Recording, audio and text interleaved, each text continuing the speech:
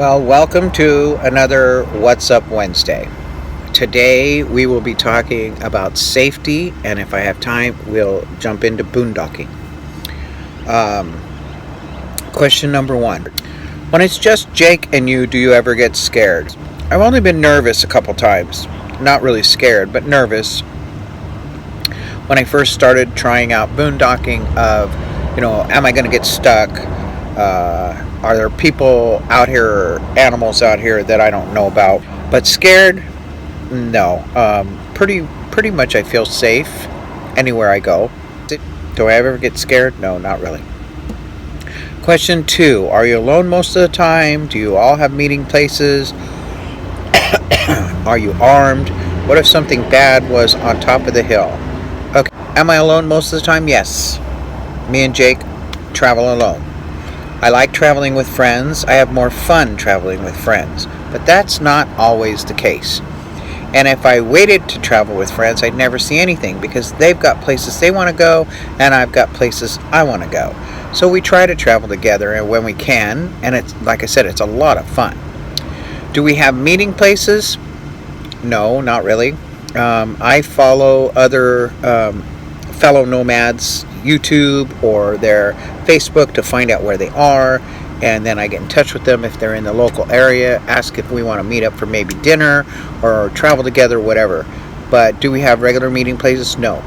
Now, if I don't talk to my kids at least once a week, then they worry. So I got to make sure I at least contact one of them at least once a week. I do have a friend that I talk to every day. Have been talking to her since I was 10 years old. We talk pretty much every day. So somebody knows where I'm at. It's not that nobody knows. Am I armed?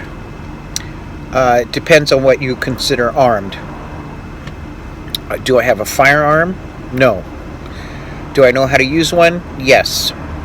Do I have other means that I could inflict bodily harm upon something that is attacking me? Yes. Do I want to do that? No. I have been out on the road 4 years. I've encountered one crazy person in 4 years. And they were not after me. They were after somebody else that I was camped with because they thought that person was in their camp spot.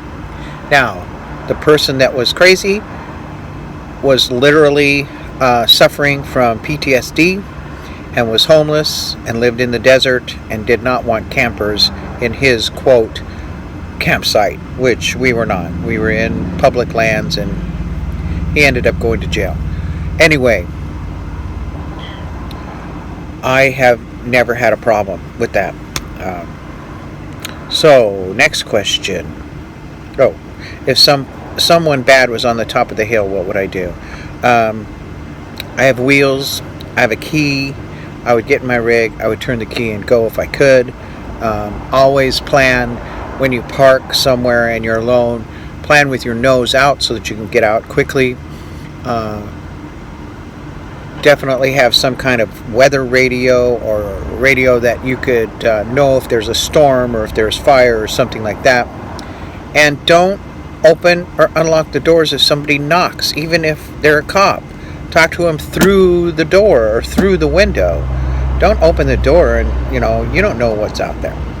So, be safe, play it safe.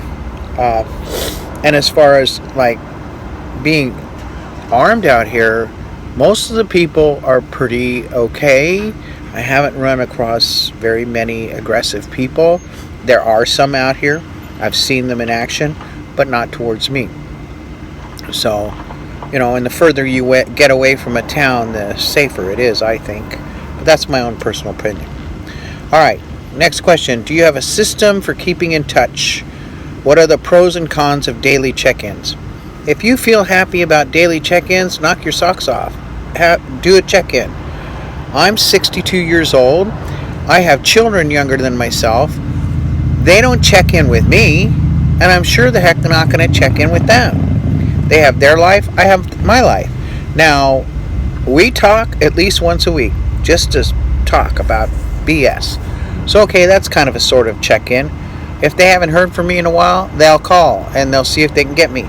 Sometimes I'm in an area like I am camping right now, and there's no signal. I have no signal on my phone, and I won't have a signal until I leave there, and I'll be there for 2 weeks. No signal. So on those situations, if I know I'm going into that situation, I will contact them and say, hey, I'm going to be out of the area for 2 weeks. Don't sweat it. Okay, I have a backup telephone that will carry signal, and if I'm out in a place where my T-Mobile doesn't work. So I just purchased that for my own safety. I have friends that I travel with. They are closer to me than my kids are. My kids are thousands of miles away. My friends are right there. They're right in the next rig. They can help me out, or I can help them out. All right. All types of fear this person wants to know. Examples: getting older, doctors, medications, sicknesses, breakdowns in the middle of nowhere, overcoming loneliness. Wow. People, predators, animals, humans. Maybe you should stay home. No, I'm just kidding. If you walk in fear, your life is not even life. You cannot walk in fear. Fear will paralyze you, cripple you, and keep you behind closed doors. You've got to embrace life head on, one step at a time. If you continue to live in fear or walk in fear, you will do nothing. I refuse to live that way. I had a friend when I was first starting out as a nomad. Every day she would call me. Are you okay? Where are you at? What are you doing? How's your van working? I finally had to tell her, please don't call me anymore. I don't want to hear anymore. And I was always, you got to have a gun. You got to have a gun. No, I don't. Okay? I don't. I mean, a rock will do some pretty good damage to somebody. And a slingshot behind that rock is just as powerful as a gun. I don't need a gun. Okay? People that walk in fear, it's kind of like training dogs. If you got a dog that is super, super afraid, they're going to bite. They're the ones that bite. They're the ones that cower and bark because they're afraid, are afraid of their shadows, and they lunge out. If you've got a dog that's calm and feels good about themselves, they're going to let anybody touch them.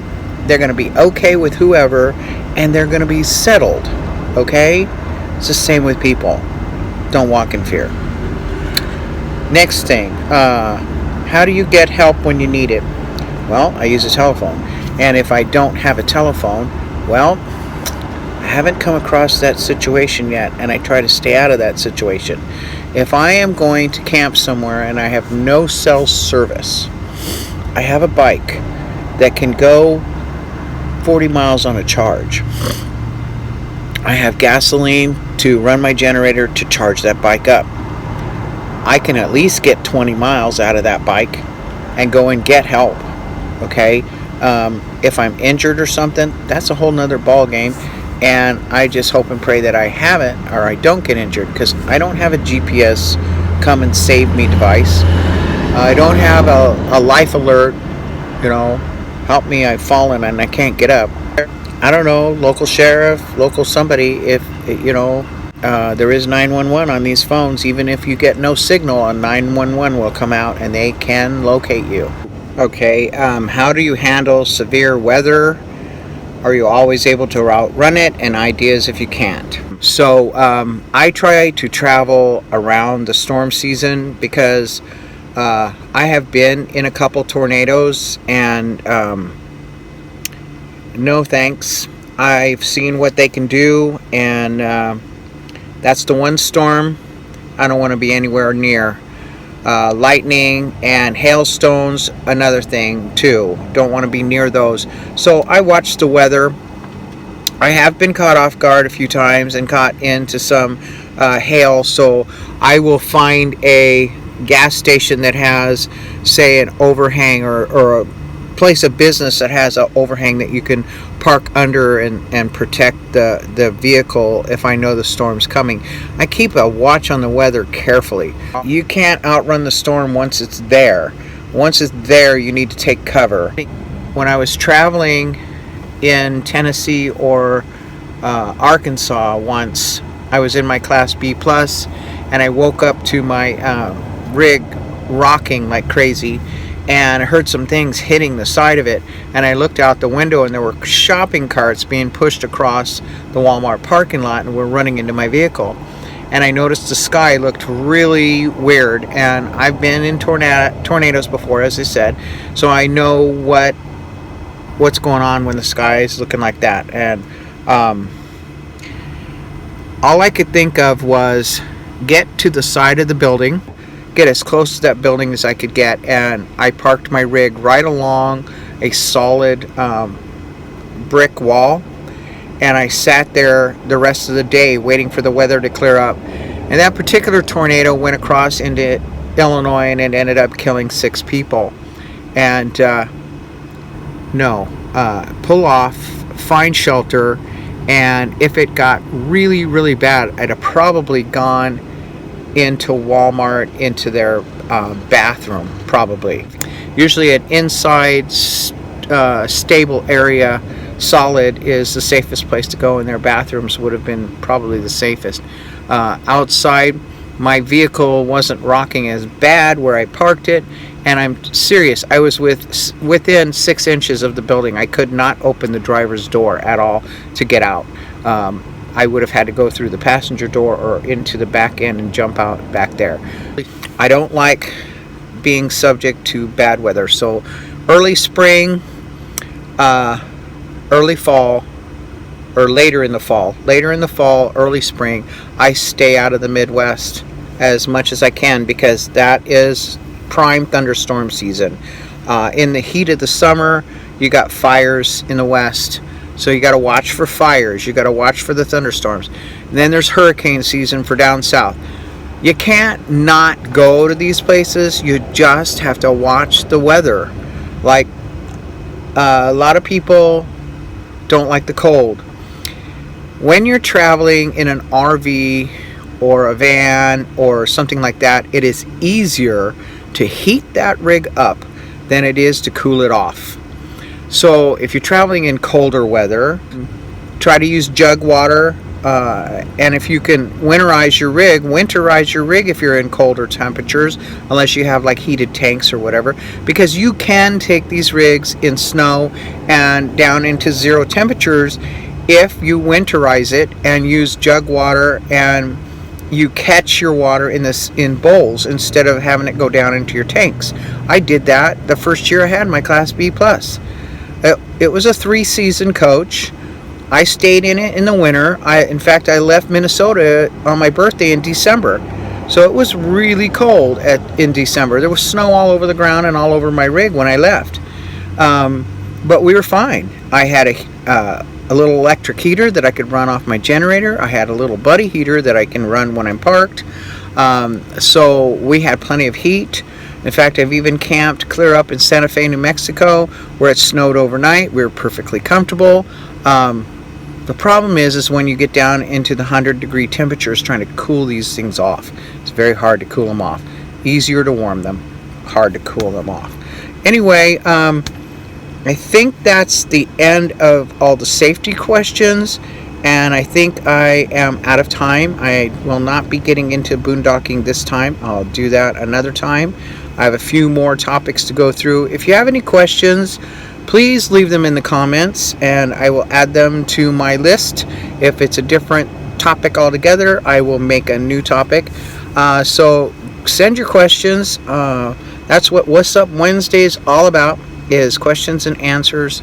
Your burning questions about nomadic life, or me or Jake. And as long as the questions are clean and respectful, I'll use them. If they're not, they will be deleted. Thanks for coming along. Follow your heart, embrace your dreams, and cherish your life. And get out there and do something fun today. Don't let fear stop you. Walking in fear ends your life. Anyway, see you later. Bye-bye.